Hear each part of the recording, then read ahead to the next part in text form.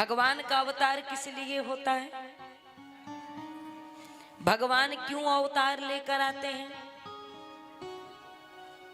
तो लोग कह देते हैं ना, जब जब होए धर्म कई हानि, बाढ़ही असुर अधम अभिमानी, तब तब धरी प्रभु विविध शरीरा, हरहि कृपा निधि सज्जन पीरा।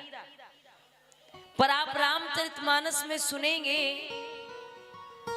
तो माता पार्वती ने भोलेनाथ से 16 प्रश्न किए हैं। 16 प्रश्न किए हैं माता पार्वती ने भोलेनाथ से, और यही प्रश्न किए हैं कि बाबा ये बताओ वो कौन सा कारण है कि नारायण को नर बनकर इस पृथ्वी पर आना पड़ता है। तो भोलेनाथ कहते हैं, देवी जब जब होए धर्म कै आहानी, बाढ़ई असुर अधम अभिमानी, तब तब धरी प्रभु विविध शरीरा, हरहि कृपा निधि सज्जन पीरा। अधर्म को हटाने के लिए, धर्म की रक्षा के लिए, साधु संतों की रक्षा के लिए और निशाचरों के उद्धार के लिए भगवान को अवतरित होना पड़ता है। तो पार्वती माता क्या कहती हैं? क्षमा करना भोलेनाथ, मैं आपके उत्तर से संतुष्ट नहीं, मैं नहीं हूं संतुष्ट। भोलेनाथ बोले, संशय किस बात पर है? पार्वती माता बोली, आप कहते हो जब जब होए धर्म कै हानि। पहला शब्द धर्म आया, धर्म कै हानि। धर्म की रक्षा के लिए भगवान अवतरित होकर आते हैं। लेकिन ये बताइए, जब धर्म की ही रक्षा करनी थी तो उसके लिए राम को आने की क्या आवश्यकता थी? राम किसी और को भेज देते और धर्म की रक्षा हो जाती। भाई, एक काम को करने के लिए दो लोगों के आने की क्या आवश्यकता, जब वो काम एक से ही हो जाए। अब भोले बाबा बोले, देवी राम जी के अलावा ऐसा कौन सा व्यक्ति था, कौन पात्र था जो धर्म की रक्षा कर सकता था?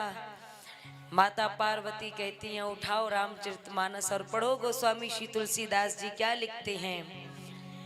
जो न होत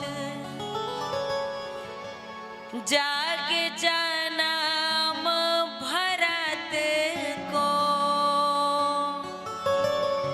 सकल धर्म धुरी धरणी जगत को। अगर भैया भरत का अवतार न होता तो धर्म की धुरियों को कोई धारण करने वाला पैदा नहीं हुआ था। मानस की चौपाई कह रही है, मैं नहीं कह रही। तो जब धर्म की रक्षा भैया भरत कर सकते थे तो राम जी भरत जी को भेज देते, धर्म की रक्षा हो जाती। भाई, एक काम को करने के लिए दो लोगों के आने की क्या आवश्यकता? अभी भी मेरे समझ में नहीं आया कि राम के अवतार का मुख्य कारण क्या है। भोलेनाथ कहते हैं, दूसरा उत्तर सुनो अवतार का। साधु संतों की रक्षा के लिए भगवान पृथ्वी पर अवतरित होकर आते हैं। पार्वती जी बोली, बस इतने से काम के लिए आपके निराकार परमात्मा को सगुण साकार बनकर इस पृथ्वी पर अवतरित होना पड़ता है। आप कहते हो साधु संतों की रक्षा के लिए भगवान आते हैं, तो जब इनकी ही रक्षा करानी थी तो किसी और को भेज देते और रक्षा हो जाती। और महाराज भोलेनाथ बोले, देवी राम जी के अलावा और कौन था जो साधु संतों की रक्षा कर सकता था? पार्वती जी बोली, आपने पढ़ा नहीं, आपने सुना नहीं। साधु संते के तुम्हें रखवारे, असुर निकंदन राम दुलारे। साधु संतों की ही रक्षा करानी थी तो हनुमान जी को भेज देते, रक्षा हो जाती साधु संतों की। राम जी को आने की आवश्यकता ही नहीं पड़ती, जरूरत ही नहीं पड़ती। अब भोलेनाथ बोले बात तो सही कह रही हो देवी। बोले तीसरा कारण सुनो भगवान के अवतार का। बोले सुनाओ।